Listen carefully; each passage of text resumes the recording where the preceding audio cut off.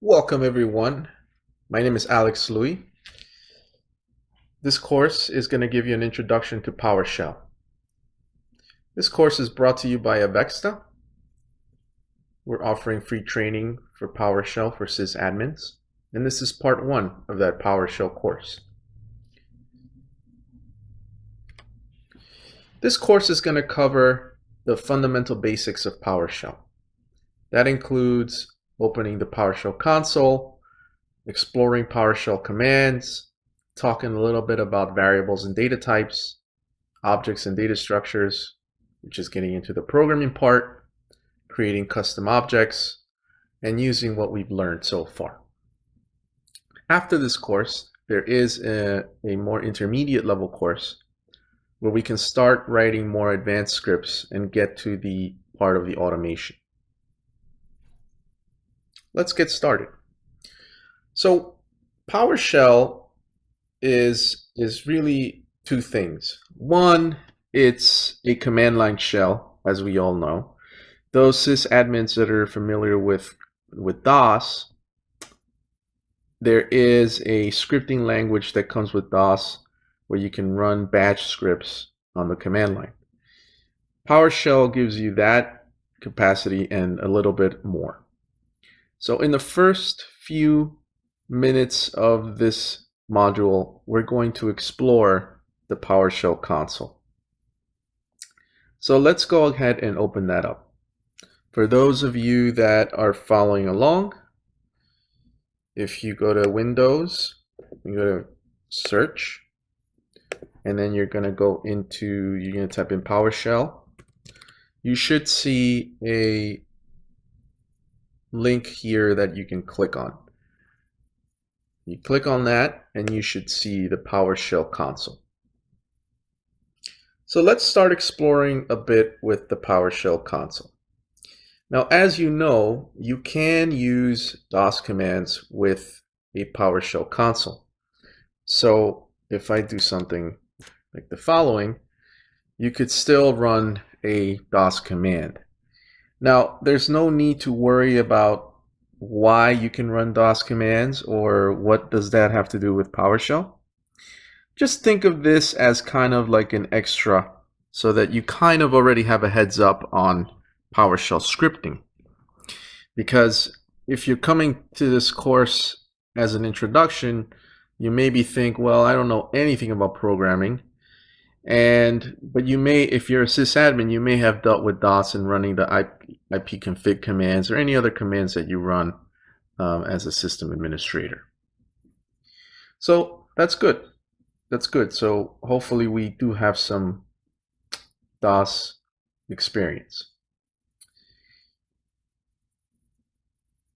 If we continue and looking at the commands, okay, we can start out by writing anything that we want, but PowerShell will tell us if there is an error displayed. So for example, if I just want to run something like foobar, this is a little different than DOS in that it's going to actually tell me a more robust termed error that's happening. So it's going to tell me the object not found, and we'll talk about that in a few in the following lectures.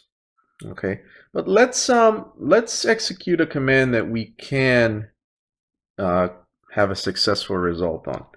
So if we do get command name get alias. Okay, so as you see here, what I've done is I've run a command called get command. Now, initially, if I would have had run get command without that parameter with the dash name and get alias, it's going to give me a list of every command PowerShell is aware of by default. Most of the commands that PowerShell follows are a scheme of a verb and a noun. So you see how it says the verb would be get command, and then the noun is the name, right? So that's kind of a good analogy that you can use. Now, In PowerShell, there are different flavors of commands. And that's what I want to explain to you here. There are commandlets, functions, aliases, and then sometimes there's going to be external scripts. The built-in commands from Microsoft for PowerShell are commandlets. And that's what we're exploring now.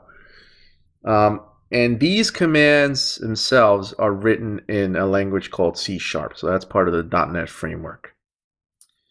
If we now that we run this get command and then the name of the command get alias, right?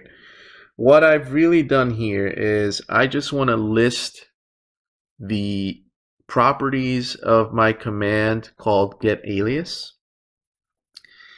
And tell me what the command type is, and obviously just the name.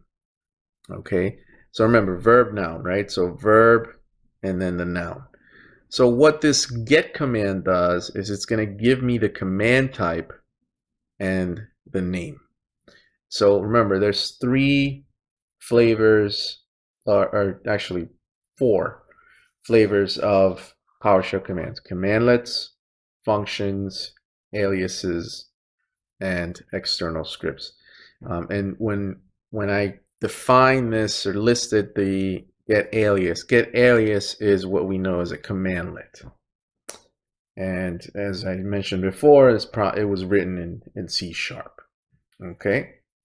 Now functions are different because they are written in the native language of PowerShell. Okay, so basically you're going to write functions to get things done, to automate stuff. Commandlets you can leave to software developers as myself. So I'm a scripter, but I'm a software developer at heart. Okay, so if you want to explore just in terms of what commands that you have available, you can use the get command to see what commandlets and functions are available. Okay, so here is another example that I'm going to do using the verb parameter. So if I say the following, get command verb get. We'll wait a little while till that finishes. So what I've done with this command here, which is what I just ran, I'm not going to run it again because it's going to take forever to finish, is I've narrowed down the commands that use the get verb. Okay, so when I did that, I listed all the commands that have, you can say that have the get word in them. Okay, so now I'm filtering based on this command. So what we can do is we can probably filter a bit more and find something more specific. So we now got a verb. So this get command filtered by all the commands that start with get, right? And tells me that they are commandlets. But let's say I want to filter one level lower. I want to find anything that starts with, I don't know, content. So let me try that.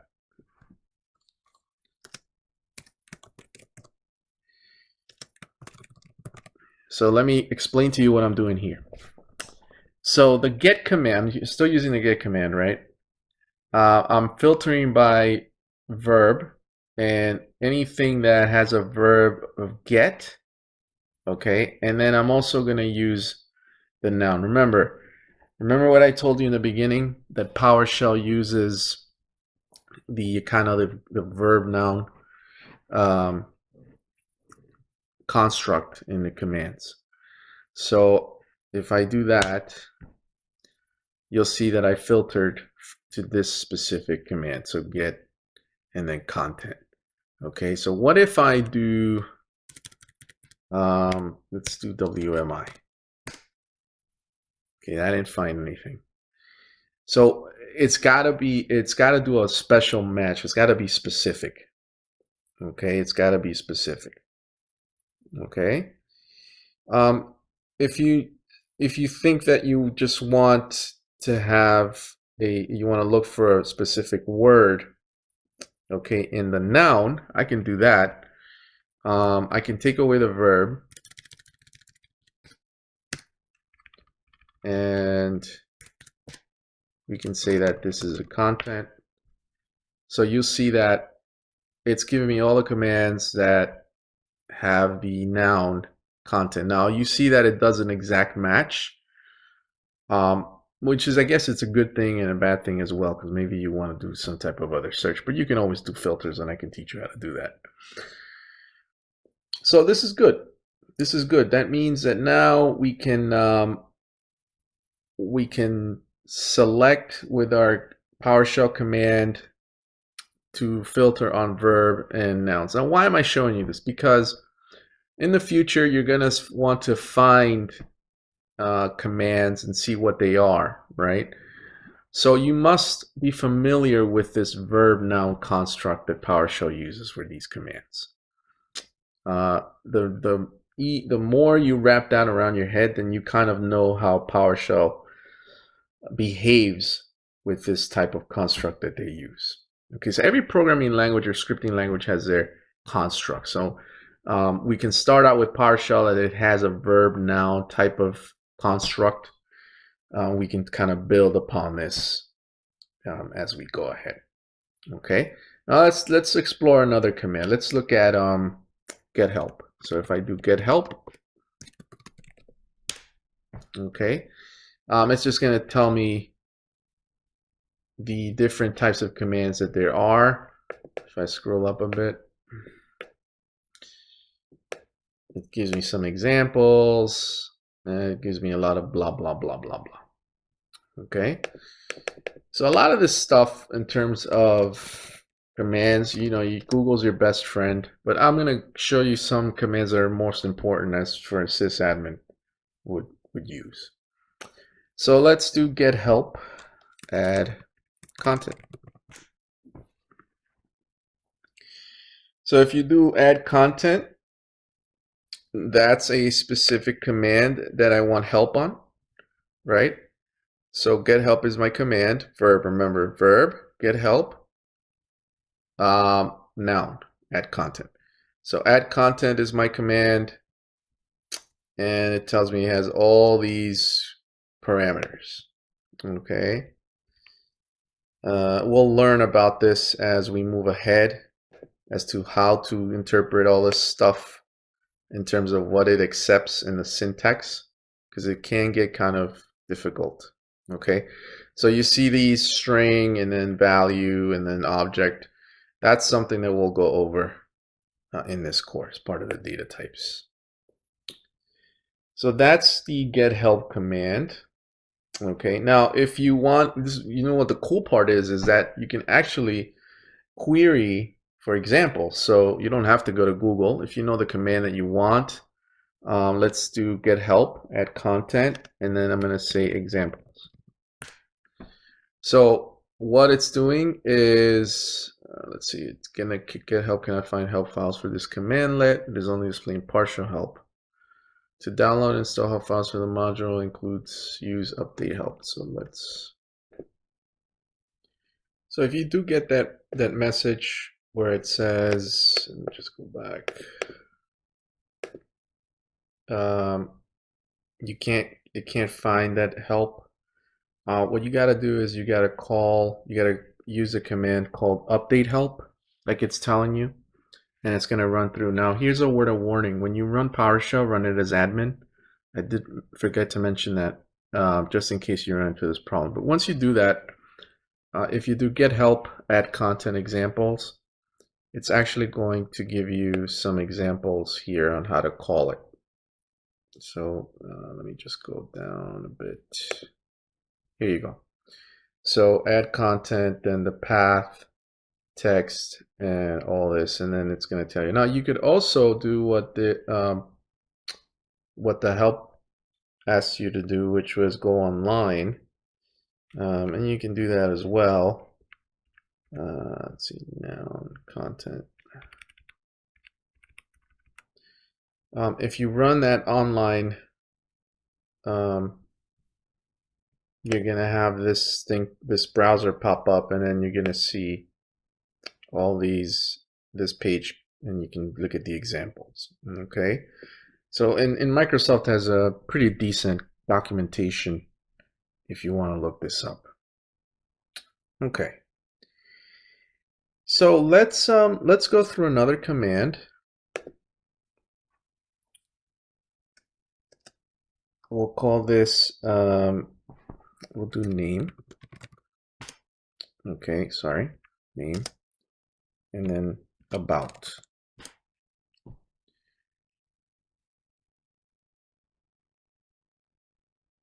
Wait a second. Okay, so it's going to give me all this about. So as you see, that was not a good idea because it gave me all the commands that start with about. So what I could do now is I can use the good old trusty wildcard. So if I do the wildcard, take a look at that. What's going to happen is you're going to ask PowerShell to search for all the possible topics that start with about. So you saw that. It gave me everything that starts with about. If obviously if there's multiple matches, it's going to give me a list, as you see. Okay, and so the wildcard is what you're used to, right? You have a kind of like a wildcard, and it's going to show you anything that after that. Okay, so if you want to look for something that starts with WMI, see what happens when it does a search. That's not really going to return anything. So let's see what happens.